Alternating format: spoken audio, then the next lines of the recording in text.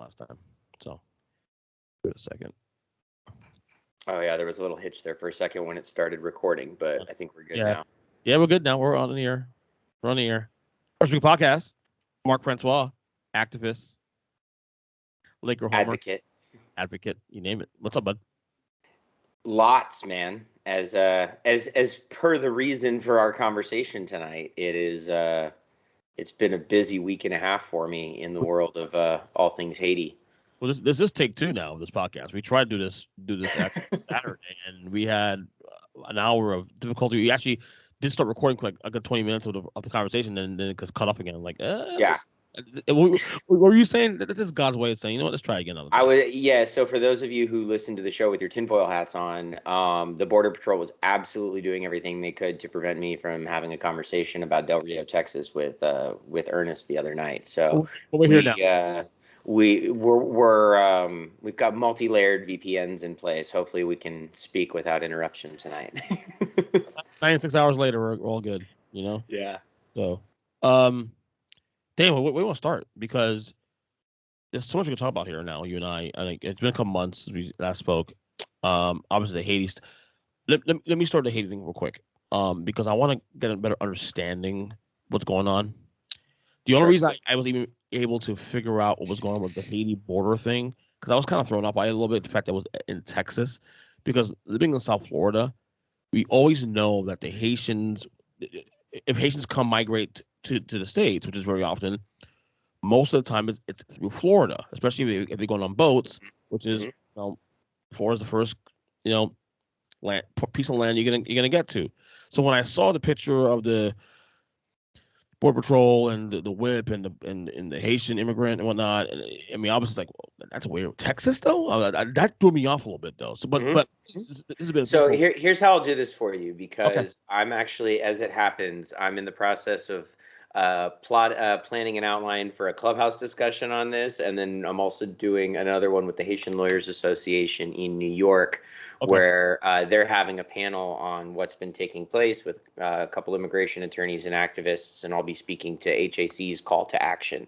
So let me first explain what my credibility is on the Haiti topic, beyond my personal interest and care, and then we'll kind of talk about how Texas, how we got here, some of the legal things that have created and exacerbated the legal environment.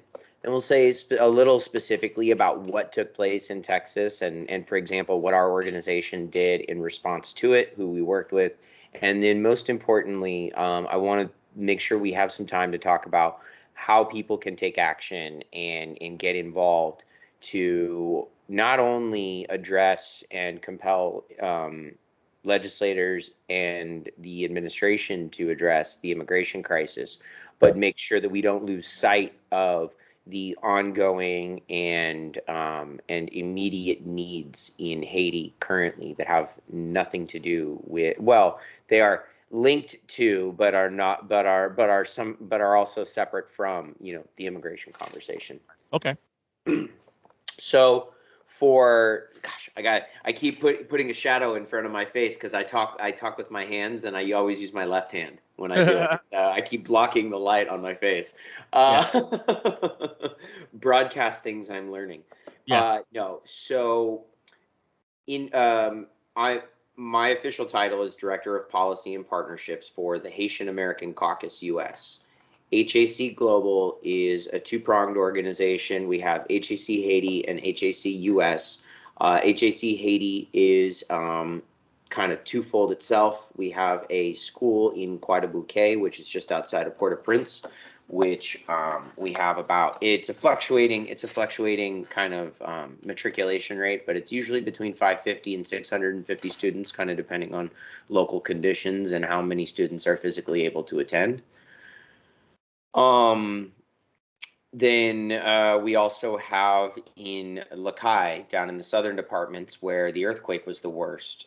We have a property there where we have visions of a school, and we'll talk about that a little bit on the call to action. But currently we have a textile operation there that's a microfinance project where we were able to negotiate our own textile purchasing in in China. And then so now instead of purchasing manufactured uniforms, I'm totally making up the numbers here, but say it's like $2 a shirt.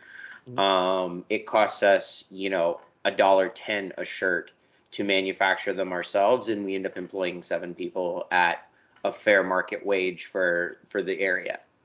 So that's what HAC Haiti does. HAC US is really more about your advocacy, your awareness, your fundraising, your partnerships, domestic initiatives, social justice initiatives that are broader, Black cultural and political issues that obviously affect the Haitian community. And immigration had not been previously one of our cornerstone issues, but as it has sort of been thrust into all of our laps.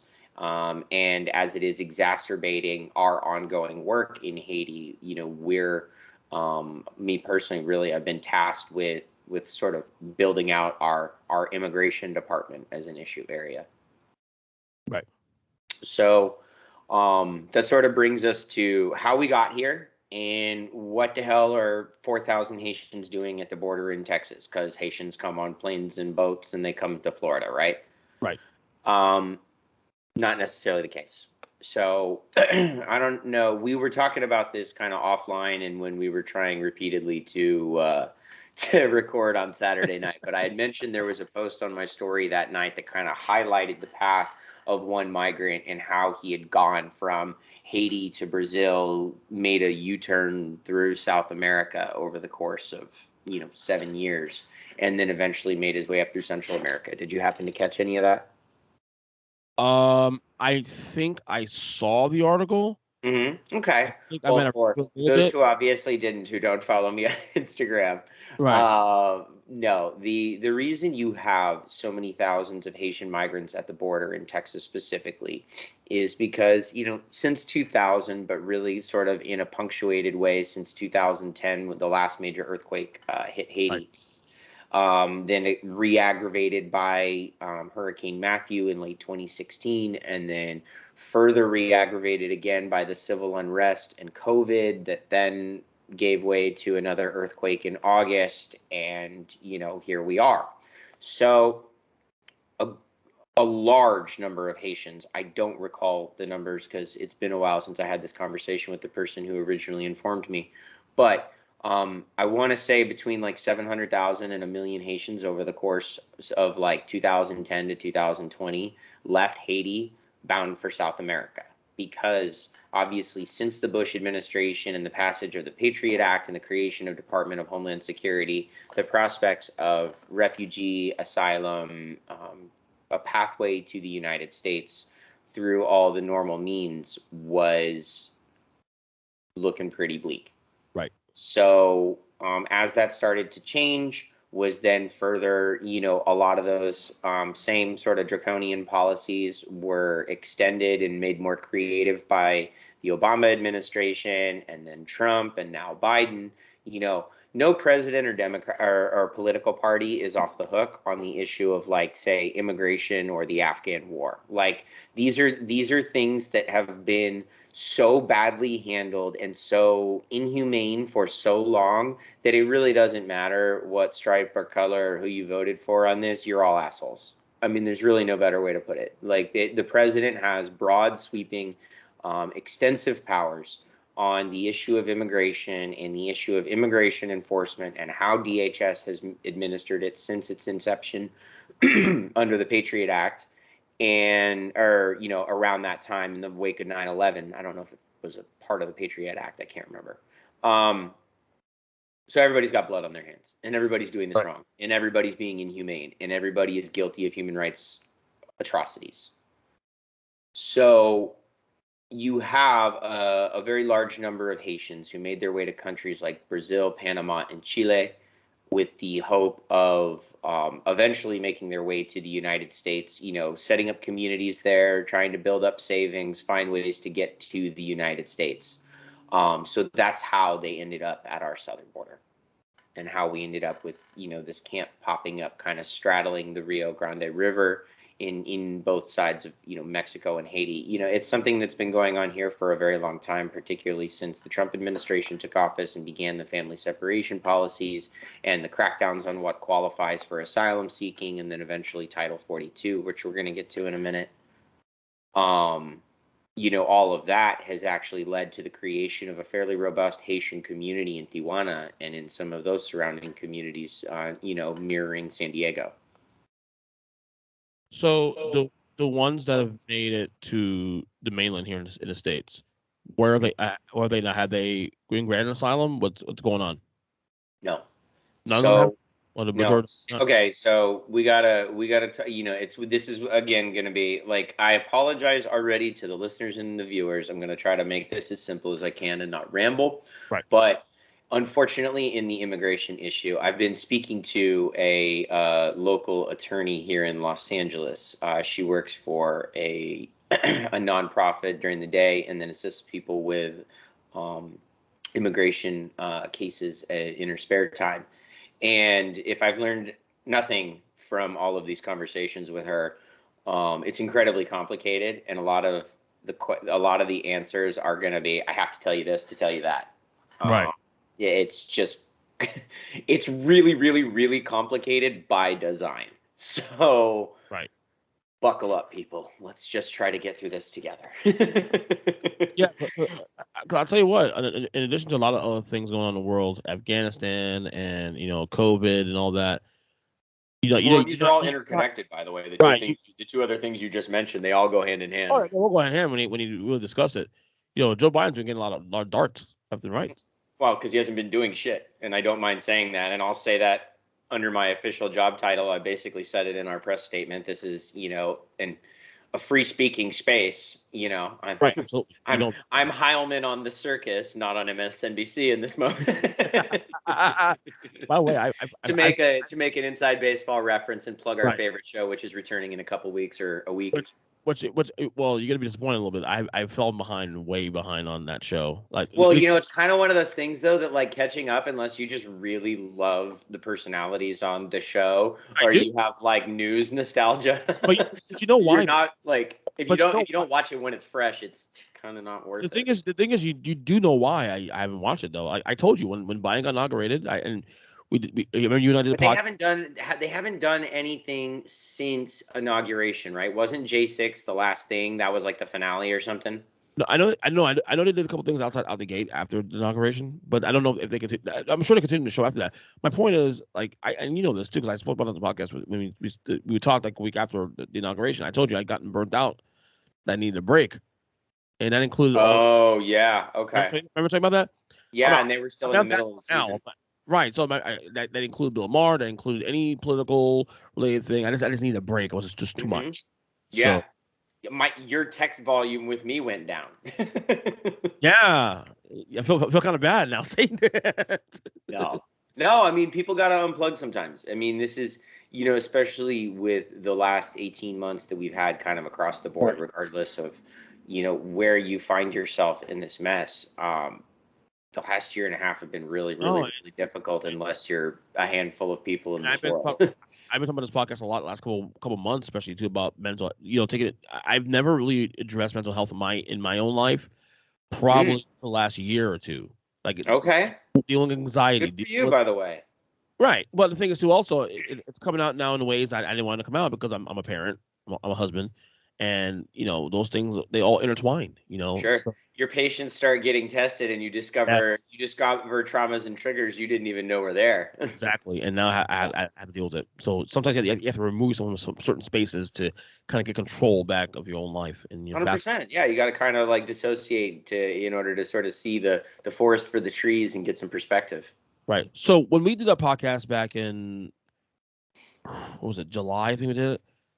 It was we did the whole Joe Biden 6-month grade. And I think you gave him did you give him a C? Yeah, and it's down to a D-. Shit. He's working towards, I mean, really, I was talking about this with another person who is in the process of becoming an attorney, and does a lot with, like, really focusing on, like, immigration and civil rights law. And we were kind of having a conversation about this too, that if they don't start really scrambling the next 3 months to get some serious wins across the finish line from a policy perspective, or show some serious headway on some things. And this shutdown that we're about to have right now is not going to help. The midterms are going to get blown up, and they're going to lose the House. They're going to lose the Senate, and you're going to be stuck with Tom Cotton as the Senate Majority Leader and Kevin McCarthy, Matt Gaetz, or Marjorie Taylor Greene or something as the Speaker of the House, or Lauren Boebert, when they should be getting Justice Department investigations. I mean, that's really what we're headed towards. So I feel like, okay, so like I'm with you on that one, but I feel like in a lot of ways too also that he's gonna rock on a hard place too in a way, because, and I look, he'll never win with Republicans, especially the far right Republicans. That don't bother trying to win those votes back, because they're far gone. There's no point. They're not listening. We just need to wait for them to die out, and then the half-life just keeps diminishing until they're no longer in elected office anymore. But the thing is here now is that he's now pissing off the far left progressive now. Like, he's not doing anything there, and I'm not even sure where he stands. Well, and it's like we only like the far left. We only kind of held our noses and voted for him because it was that or Trump in the first place. And so, like, from day one, you not been winning any new friends with us. Right. Is it fair to say though that if you compare the two parties, Republicans and Democrats, which, by the way, I don't know if you saw my tweet today. No, you did see it because you applied to my Instagram today. My 8-year-old son Eli asked me about what, because my wife and I were talking about a little bit of politics, and he asked, I don't know, hey, Dad, what's a Republican Democrat? And we had the whole spiel about government stuff. Is it fair to say that Democrats, have a larger tent than, say, the Republicans do? Yeah, and it's only because really in this country we should probably have 6 parties. I agree. But the other thing I would say, just sort of about Republicans and Democrats writ large, is tell everybody to go back and read their Malcolm X, because and his quotes and writings on the white liberal. And I'm not going to sit here and try to paraphrase it, but the long and the short of it is that they're all more or less the same. And when push comes to shove, the white liberal is ultimately going to act in service of white supremacy and not lightening their own pocket. They're going to act in service of capitalism and at the detriment of, say, the black or indigenous person. So you're saying the white liberal is really no different than the white conservative? Yeah, 100%. That's exactly what I'm saying. That's the way it's always been. I hear that a lot, actually, to be honest with you. Yeah, it's the exact same thing. It's different sides of the same coin. It's all in service of capitalism and white supremacy in the first place. It's just they kind of pretend they're one thing or the other. Yeah, that's nothing new. It's kente cloth on taking knees and like bullshit like that. But when push comes to shove, and you can get a bill like the George Floyd Justice and Policing Act through the House, or the voting rights improvements through the House, and you can't even get it taken up in the Senate, like. And that's the weird thing about these parties, is that, like it or not, whatever it may be, whatever party you step on, like, Republicans have their issues.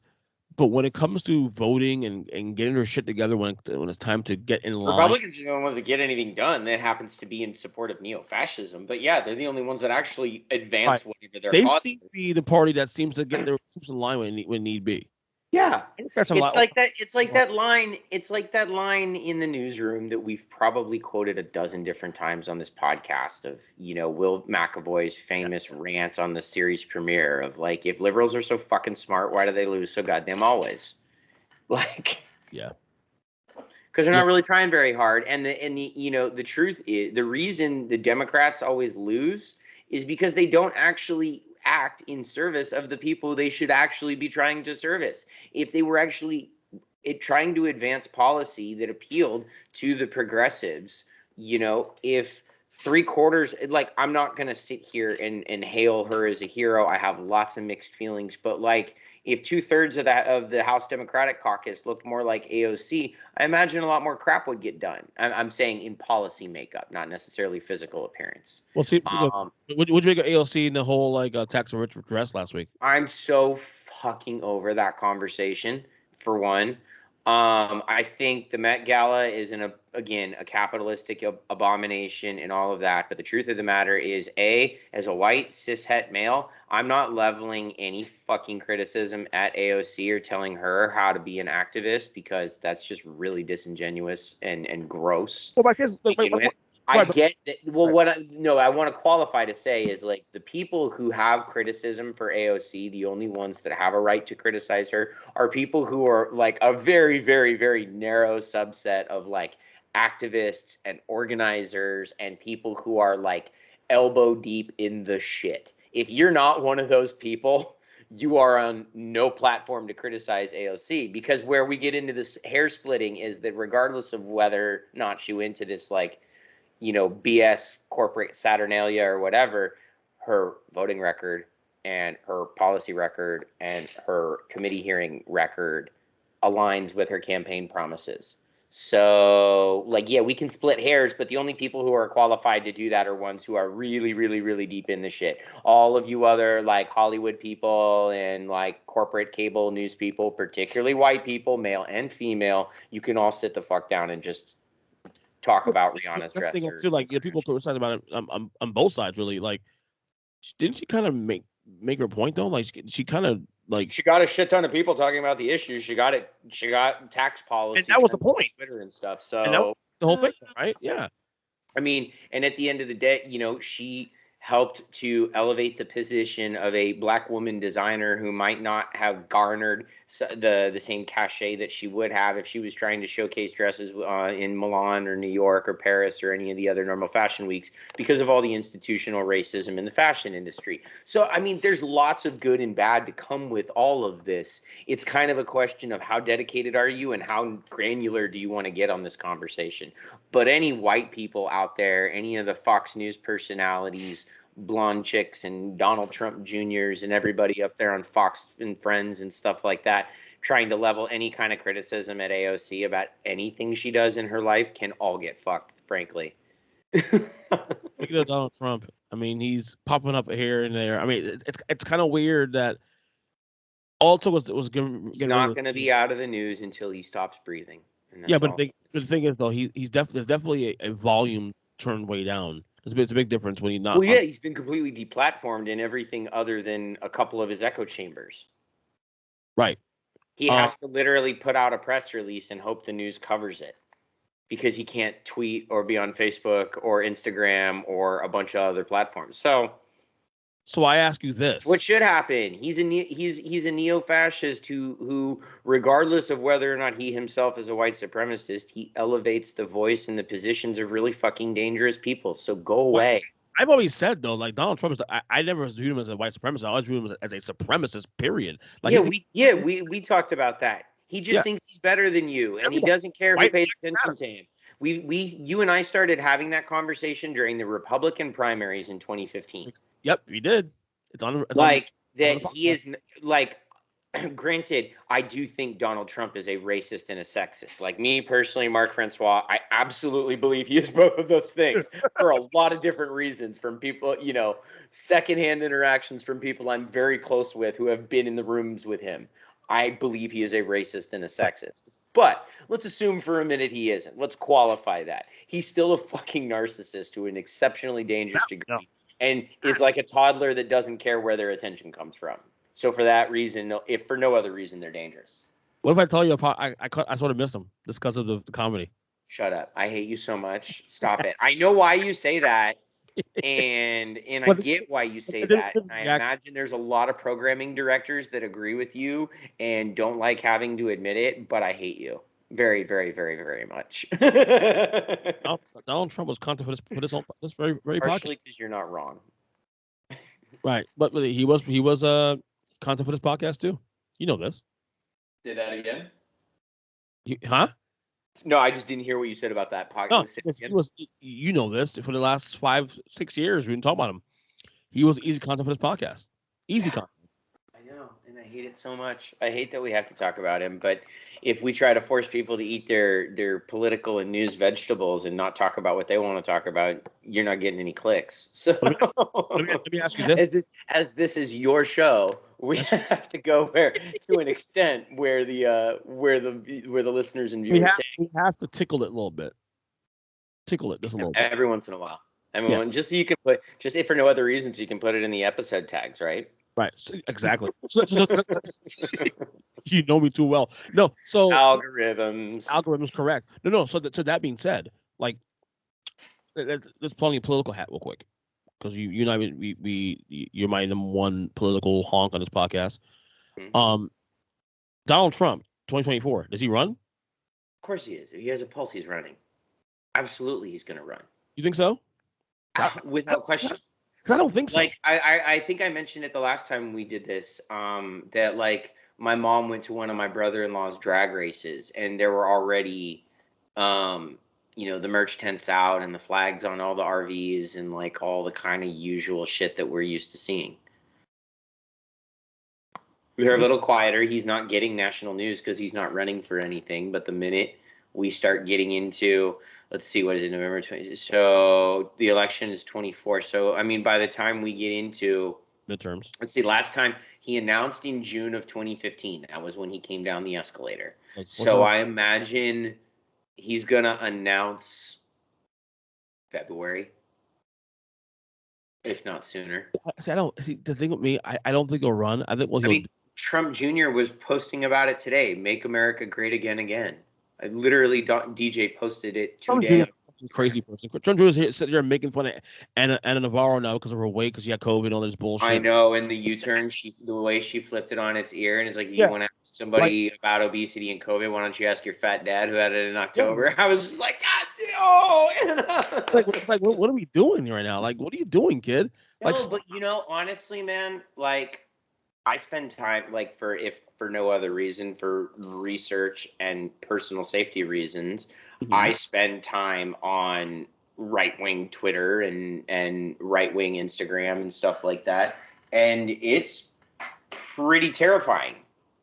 Yeah. Okay, like, we say, oh, it can't be that. Yeah, it really is. I'm trying to find a thing. Ernest, cut here real quick. Huh? Cut here real quick for 1 second. I just gotta adjust my light. It's I'm not cutting. I'll keep talking while you're doing what you're doing. Well, shit! You're just gonna have like all this incongruous. Like I was trying to be a professional here. Fuck that. We ain't trying to do that. You go. Professional. Being Bill O'Reilly. Fuck it. We'll do it live. Live. Bobby, you sent me some funny ass shit lately on Instagram. This Chris Jericho thing is really funny. Oh, Chris Jericho out here look like the. Wait! I've been sending you some funny stuff on Instagram lately. Yeah, Chris Jericho looking like some recently divorced middle-aged alcoholic aunt who just took a pre-bowling alley night selfie before heading out to be her Tinder date named Chuck. That's fucking hysterical. Yeah, and given his position on things like COVID and politics, I was gonna say he looks prime to be like a woman named Karen having a shit fit in Publix about a mask mandate. And then that way, somebody on Sunday, like after the Giants lost. During labor, the pain is so great that a woman can almost imagine what a man feels like being a Giants fan. They suck, dude. What can I tell you? They fucking suck. Did I send you the one about the Broncos? It's the meme of like Homer Simpson looking all ripped, like Broncos are 3-0, and then you like show it from the back, and it's all his like fat and skin is like pulled back behind him, and it's the logos of the like Jets, Jags, and Giants or something like that. I'm trying to find a thing. There's something else I wanted to talk to you about. Oh yeah, here it is. So, Tulsi Gabbard. I had about a week ago put something on. She had tweeted something on. Well, put something on Instagram. Yeah, I remember the statement. Read it. Like I was rage texting you back. I don't remember what she said, so kindly refresh my memory. This is in regards to the border crisis, obviously, and I'm sure the Haitian. Yeah, this was like Wednesday or Thursday of last week, I think. It's the 23rd of September. I'll read for our listeners. I'll read it what she said real quick, and then I'll let you fire away because you were pretty fired up about the. I had gotten some mixed replies on that because a lot of people who love. About the fact that she just generally doesn't know what the fuck she's talking about. Right. So she said but this. Go on. Go on. She tagged both the president and vice president, Joe Biden and Kamala Harris. Biden, Harris, the humanitarian and national security crisis on the southern border is the direct result of your open border policy. As I said in my 2020 presidential I can't talk today. Presidential campaign, can't have a secure nation if we don't secure borders. Now I'm gonna Deep breath. let me read. Do you mind if I read your reply? Yeah. What did I say? Here's the reply to me because I shared it. You know, black and white understood what you were saying. You replied to me, quote, "She's a fucking idiot. DHS has been more locked down than under Trump, and immigrant detentions are up 70% under Biden. She has no fucking clue what she's talking about. Not to mention using this atrocity to try and garner a little cachet on an issue you have no professional credibility with. Give me a fucking break. You want to do something with something of substance? Go after the tourism industry that's destroying your state and robbing your constituents of water."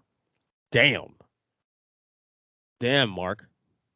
Yeah, and while you're at it, if any of you are trying to plan a trip to Hawaii, if you don't have family that live there, you're not indigenous Polynesian, don't. Go to the Caribbean. I can see your angle there. Like she does try to play a little bit of both sides of them a little bit. Yeah, she plays this like centrist, hopping back on both sides of the line, like radical Democrat who got outed by the Clintonites and the Obama worshippers. Ousted, excuse me, not outed. You're not a fan of she does this like weird BS hopscotch where she like tries to cater to Bernie. It's like she tries to cater to those people who both like Bernie and like Trump. And she tries to do this like weird back and forth on the issues. And she ends up just sounding like an idiot who ends up buying into conspiracy theories or talking about something that she's not remotely qualified to talk about. Let's talk about open borders for a moment and what the Border Patrol has done specifically in Del Rio. This is a great way to steer it back on track to Haiti. Right. So there were roughly 3,000 to 4,000 people. We don't exactly know how many because Border Patrol didn't process them all in a human kind of way. Actually, you know what? Before we bring this back to Congresswoman Gabbard and how grossly wrong she was about what actually took place at the border, there is one law that is really important that we make sure people understand as we're talking about the current situation with immigration, because this is impacting people from everywhere, frankly, other than Afghanistan right now.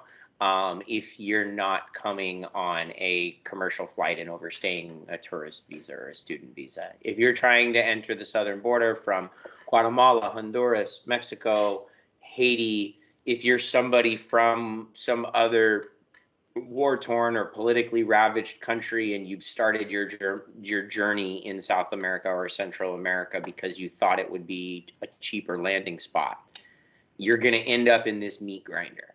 Right. And that is Title 42. Title 42 is a law that was originally enacted in 1944 as a public health code. This is very important. It's a public health code, not an immigration code. And it was designed to prevent the spread of communicable disease at our shores when boats were arriving from all over the war-torn world because of World War II being at approaching its gruesome end. So Title 42 was enacted because all these ships are showing up in our ports from countries all over the world, and we don't want a variety of communicable diseases to spread throughout the American populace. Mind you, when you're talking about the number of people trying to enter the United States at the southern border in 1944, there were approximately 31,000 apprehensions of people attempting to cross the border illegally to the south. In 2020, there are 31,000 every 5 days. So think about that. Title 42, having been enacted in 1944, is a law that can't, by construct, consider refugee status or asylum status because those are things that wouldn't exist in the law until 1980. So Title 42 doesn't consider refugees because it was written 36 years before refugees were legally a thing. So then Trump's creative lawyers go in and decide to activate Title 42, as a means to fight COVID. They're saying, well, wait a minute. President Truman did that. I think it was Truman in 44, right? Yeah. No, it was FDR, actually. It was still FDR? Okay, so yeah, 42. 1 year later. 1 year later, Truman. FDR died 45. Thank you. Yeah. Wait a minute. This is the same thing. As a matter of fact, now that I'm thinking about it, I read an article about this very thing. Trump actually cited this as a defense of using Title 42. Wait a minute, this is something Roosevelt did during World War II to protect people, and all you lefties love Roosevelt. So we're going to take a brief interlude to remind all of our listeners to Google LASD gangs. There are some very serious and dangerous gangs currently operating within the Los Angeles Sheriff's Department. And even if you don't live in Los Angeles, this may be a threat that faces you at home. So I encourage you to Google LASD gangs and learn more about the Bandidos, the Executioners, and Sheriff Alex Villanueva. Back to Haiti. So with Title 42. I need music. Next time I get music for that. Yeah, I know, right? You can layer it in later. We'll see what happens anytime. Yeah, layer in Bad Boys music or something behind it. No, but Title 42 was enacted on, and then reactivated under President Trump as a means to ultimately raise the drawbridge on our border, if you will, with COVID as the excuse. So fast forward to November of 2020, Judge Emmett Sullivan from the U.S. District Court in D.C.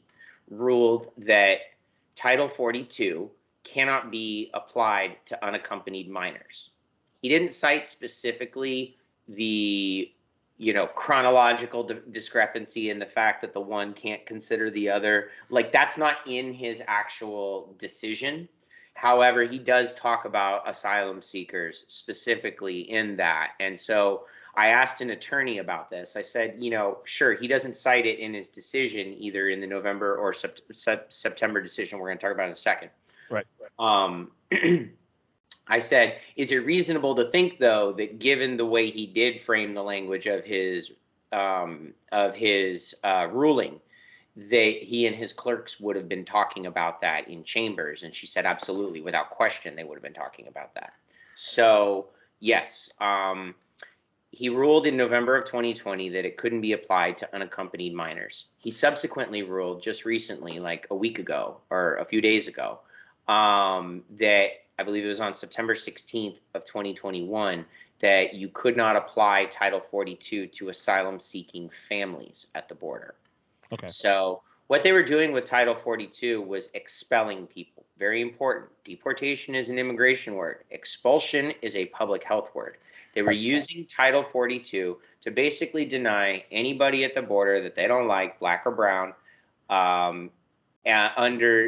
citing COVID as an excuse, and expel them without ever giving them an opportunity to plead their asylum case or have a credible threat hearing or any of these things that are both under international laws that we are a signatory to, as well as U.S. laws outlining immigration and asylum seekers and refuge seekers. We're violating our own laws by doing that, by not giving people a hearing. So, and Joe Biden did nothing to reverse that thus far. In fact, Joe Biden indefinitely extended it. So when President Trump activated Title 42 in 2020 to combat COVID, it had expirations on it that would have to be renewed by the president. He assumed that would be him. When Biden got into office, I believe in February, he indefinitely extended Title 42. Something else that's really notable is in Sullivan's ruling on the 16th about how asylum-seeking families can't have 42 applied to them. Right. He specifically granted a 14-day restraining order to give the Biden administration a chance to appeal his ruling, and they are doing so. So he is appealing that so that he can continue to use 42 to expel people who may be fleeing MS-13, maybe fleeing corrupt city governments. They could be, for all we know, people who were part of the Manchin staff of President Moise, and they're fleeing, people who would do harm to them for like really obvious reasons. None of them are getting before a judge because Title 42 is being applied to them. Right. Now, explain it. Yeah. So what you had then is a whole bunch of people camped out under a bridge in Del Rio, Texas, roughly 3,000 to 4,000. And, you kind of had throughout the time that camp was growing over the weeks out there, more and more sort of independent photographers, people that were in the know about immigration things, that they were going there. And then it blew up when Vice News published those pictures of the Border Patrol agent, conceivably, or, what appeared to be whipping that Haitian migrant man carrying food across the river with his reins, and then, charging horses into children. And then one of them made that statement, "This is why your country's shit, because you make women do this stuff." Like, I mean, it wasn't just the whipping of somebody with reins. It's like, let's take a step back and be realistic here. It wasn't just the one thing. The whole action was disgusting. To say nothing of the fact that, for example, LAPD had a federal court rule against them that you can't ride horses into people, because that's exactly what they did at the DNC, the Democratic National Convention in Los Angeles in 2000. And I believe a $50 million or $30 million judgment was rendered against the city of Los Angeles because of LAPD riding horses into protesters. So it's not like this is a new thing. Right. And it's not like law enforcement hasn't been reprimanded by it or for it by a federal court. So it wasn't just that, oh, he hit him with a leather cord and, everybody take a breath. You're all being snowflakes and being reactionary. No, it was like 9 things. Thank you very much. So what ended up happening was that on Wednesday, Thursday of last week, more aid workers, activists, including my colleague Sam Darwin, he's our executive director for HAC Haiti. He traveled out to the border with Rita Pierre, who's an attorney and incoming city council person in New York, as well as Farrah Lewis, the councilwoman from Brooklyn's district. I believe that's 9 in New York City, but don't quote me on that because I'm not a New Yorker. Only in my soul. That's my job. As I have the wall of Los Angeles behind me. Hold on, I'm one. I'm a bad one. But go right ahead. No. So, as more and more activists, aid workers, attorneys, media started arriving and asking questions at the border facility, some really difficult questions about, why are these people sleeping in the dirt with no shelter in 120-degree heat? Why are pallets of water just sitting out there in the sun? How often are these people being fed? Why are they having to ford the Rio Grande River, stabilizing themselves with a rope in order to get across and get food if you're feeding them enough? They didn't like that. Right. So by about mid-morning the next day, they noticed that the Mexican Border Patrol had raided the Mexican side of the camp and sent hundreds of Haitian migrants scattering into Mexico to avoid capture, right. Which is dangerous for a lot of reasons. It causes people to split up, they get separated, they get injured, they get detained, but it also creates a feeding frenzy for human traffickers. Yeah. Because as people get isolated, get separated, get further from the border, maybe they don't have people with them that speak Spanish. Yeah, and unfortunately, there is some cultural racism, or there's a good amount of cultural racism within Mexico towards Haitians. And I'm not going to speak on that too much for a lot of obvious melanin-related reasons, but it is a factor. There is a cultural racism that exists in Mexico towards Haitians, and maybe it's class-related, maybe it's xenophobic, maybe it's racial. Well, that's just where I'm just going to stop talking after that. That's where my permission on that issue to continue speaking stops. Right.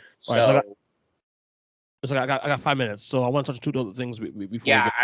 So real quick, Mexican Border Patrol raided the Mexican side of the camp, sends people scattering throughout Mexico, and that creates a feeding frenzy for traffickers. They also cut the rope between the Mexican camp and the American side of the camp. So you have on the American side, you got a whole bunch of people that are technically on the American side of the river, but they're still kind of between the river and the border checkpoint, huddling in some shade under a bridge, a freeway overpass, highway overpass. And Border Patrol just isn't processing them. Right. So now of the, say 3,000 to 4,000 there, Border Patrol swoops in the next morning after, those damn liberals start asking questions, like, where's the food, where's the water, where's the medicine? And they didn't have money for food, water, medicine, masks, vaccines, or shelter, but they were able to mobilize planes, trains, and automobiles and a whole lot of guns to come in. And by about mid-morning, after the Mexicans had raided their side of the camp, they encircled and detained all 2,900 of the remaining Haitians. About 2,000 were expelled under Title 42. An unknown several hundred, umpteen hundred, were disappeared into the family detention system as, ongoing proceedings because they were labeled as families, and the judge's order about Title 42 that we just covered, blah, blah, blah. Anyway, they were scattered to family detention facilities throughout southern Texas, in Houston, San Antonio, and El Paso. And despite reports of people like Tucker Carlson, where they said they just kind of flung the gates open there in Del Rio and let 3,000 Haitians scatter into the United States, that's not remotely true. Handful, so I would say maybe a couple dozen, mostly women and children, were released, in most cases with just the clothes on their back. I don't know about the status of their papers, but if their phone survived the trek through Central and South America, it was taken by DHS. And so they're getting out with, in some cases, no shoes, just some clothes on their back, no phone, and no resources. And nobody but aid workers, churches, charities, and politicians to pick up the pieces and try to help these people get settled. Most of the people being released do have family members who were like sponsoring them and stuff, which is why they're being granted things like humanitarian parole. And so we're doing things like we were literally helping them get a shower and get food and make a phone call and try to get in touch with their family.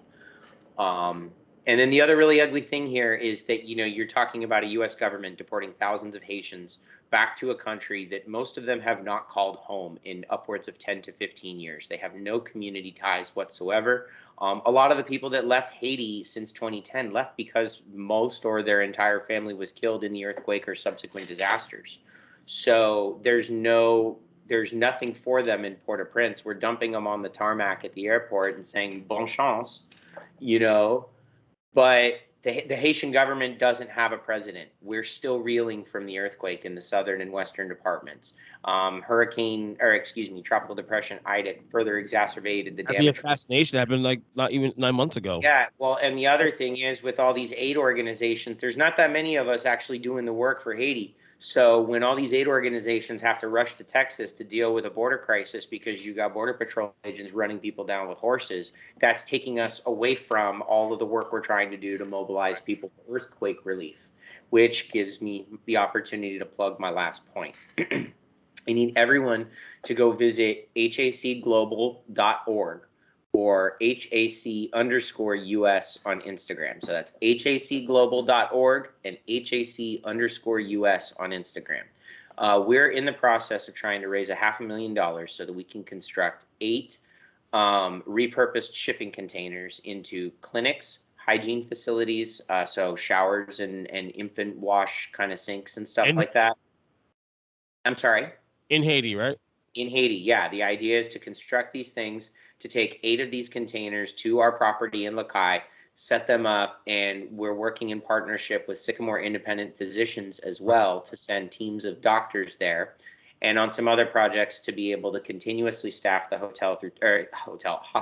field hospital through. You can tell my old career rears its ugly head sometimes. We're working with some of our technology partners as well, and I can't say who because we haven't inked it yet.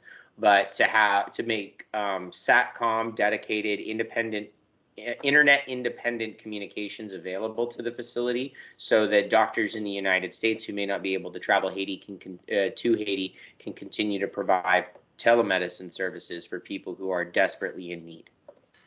Send me those links on a text after the show, so I can put absolutely. So I'll say it one more time for everybody listening. It's hacglobal.org and HAC_US on Instagram to learn more about our clinic and hygiene program. And then, Ernest, I'll send you our sponsorship deck as well. Right. Okay. All right. I got 5 minutes. I want to touch on 2 things so we get out of here. 5 minutes. Okay. Number one. I like that. I got an extra 5 minutes. You told me 5 minutes ago. Yeah. Now we get 5 more. So that's good. Another interview. That's fun. But he said hold off a couple minutes. Yeah, we can't do these 20-minute ones when we go 3 months without talking. Exactly. No, you're right. We haven't a chance to really talk about this much because we've been spotty on the podcast the last 6 months. Sure. California recall. Gavin Newsom stays seated, obviously. I just wanted your thoughts. Yeah. Look, obviously he won not the election. He's able to keep his seat. But my from what I'm standing at, like, I think the real reason why I think he won, really, to be honest, is because the other option was revealed as someone that I don't know. It's a lot simpler than that. Look at the just look at the breakdowns of how the districts broke for Trump versus Biden. It's literally it's a 2020 election referendum. It almost went all the districts that went for Larry Elder in the recall, almost 1-to-1, and for almost the exact same kind of like vote splits. It was like 70-30 Biden Trump. It was like 70-30 Newsom Elder. It broke exactly the same way. And what that tells you is that the recall, so in California, recall elections are meant exclusively to punish a recall is meant exclusively to punish a criminal governor. Like when Gray Davis got recalled, he then was like charged with fraud after he lost, and then Schwarzenegger replaced him. He committed crimes as governor he was charged with crimes. I don't remember it well enough. I didn't research it before this. But Gavin Newsom, whether or not you agreed with how he handled the COVID crisis, economically, socially, medically, whatever. Critical to some degree of him. Yeah, I got plenty of criticisms of Gavin Newsom. He did not commit crimes. And that's what elections are for. And a recall wasted millions of taxpayer dollars to only find out what we already knew, waste a whole bunch of time, and it's the California GOP stamping their feet and throwing a temper tantrum and finding every way they can to clamber back into power by hook or by crook. Oh, wait, a governor can be removed through this legal process? How can we twist the facts and find somebody who's willing to point to this that we can put our money behind and maybe do anything we can to get somebody to agree with us back in the driver's seat? Right. That's what it comes down to. It's really craven, it's really grimy, it's really simplistic, and it's a complete fucking waste of California taxpayers' time and money. And they're doing it they're finding lots of creative ways in other states to do these same kinds of things in. It's not unique to California, whether you're talking about other states that are more divided like Michigan or Florida or things like that. It's all over the place. Right. Do you think he'll run again for re-election? Larry Elder? No. Newsom. Newsom? Hard to say. I would think when he initially ran for governor, there was a lot of energy around him. He was a fairly successful, well-liked kind of, celebrity San Francisco mayor who was in with the right people in the National Democratic Party. Charming, good looking, cute young family. Like it like all the pieces fit, right? Mm-hmm. I would think he's probably looking for a promotion from the governor's mansion. I just don't know. There's not too many jobs bigger than that. Maybe running for Senate. Maybe he'll run for Dianne Feinstein's seat or something like that. You think after all this challenges, he's gonna find motivation to actually go further in his career? I don't know. I think he probably has enough support in California from your wealthy lib community and stuff to get elected as a senator. Do I think that's yeah? Like, could he beat whoever is? Because could he? I always forget the gentleman's name who replaced Senator Harris. It's a Latino gentleman, and or Vice President Harris. I can't think of his name. I blank on it. Anyhow. Do I think that he can be beaten? Sure. Is Dianne Feinstein probably vacating her seat? Sure.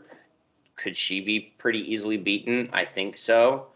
And so could he run for one of potentially 2 vacant Senate seats? Yeah. All right. Final thing here. Quick reaction. Britney Spears conservatorship. Her father's been removed officially by a judge. That's a couple hours. Mazel fucking tov. Britney is free. We've been talking about this for our last couple episodes on the podcast. Yeah. Have at it. Your reaction. No, I mean, obviously there's still, it's not gone. She's still, like, the conservatorship still exists, but now Jamie Spears has been removed from having any kind of authority or influence. I didn't read the long version of the story. I just read the blurb that came out like a minute or two after it dropped, because I happened to be sitting at my computer when I got the news alert. So I haven't had a chance to circle back on it, but yeah, it sounds like there's going to be a temporary conservator in there, which is just more or less a formality anyway. So that's amazing for Britney. It's a disgusting travesty what happened to her. And the thing that makes me wonder is if the biggest pop star of the last 20 years, arguably, or one of the biggest pop stars, arguably, of the last 20 years, can get locked into something like that as a wealthy white woman who is famous. Like, who is the system better designed to protect in so many cases than the white woman when we talk about things like Gabby Petito and stuff? And if it can get Britney Spears, how many thousands, hundreds of thousands, or God forbid millions of women are in these kinds of precarious legal situations that have completely stripped them of their freedom or agency in their lives? And the only reason, no one's talking about them is because they're not Britney Spears. And how much you want to make a bet, like so many things in this country, disproportionately affects Black and brown people. Right. Don't have to do the research to bet it probably does. Right. Well, I'm happy for her, like I said. Yeah, absolutely. Free Britney, and it sounds like Britney's free, so that's great news. So you should see her Instagram. She actually was flying a plane. Yeah, I did see that, actually, like not 5 minutes before we jumped on. Right. All right, Mark. Great pod as always. I'm trying to do more common. By the way, we are we talk about politics a lot when you and I talk. We are technically already in campaign mode because the midterm is only 13 months away. Yeah, I mean, I hate that, and I really wish that the Democrats would be appreciative and recognizing of that fact and have been working a little harder on advancing some legislative balls for us. But I promise that's what I do as a job. We try to get them to do that very thing. Yeah. All right, buddy. Hey, thank you again. Again, everyone, please visit hacglobal.org to learn how you can take action more for Haiti. Haitian American Caucus, both here and in Haiti, desperately needs your help. Our organization does not function without your donations and your investment. And when I tell you that $1 trillion isn't enough to really like fix Haiti, that's one of those really unfortunate questions that people tend to ask a lot. Like, well, what's it going to take to fix Haiti? Well, a couple $1 trillion and a whole lot of effort, and we stop destabilizing other countries. But that's a conversation for another pod.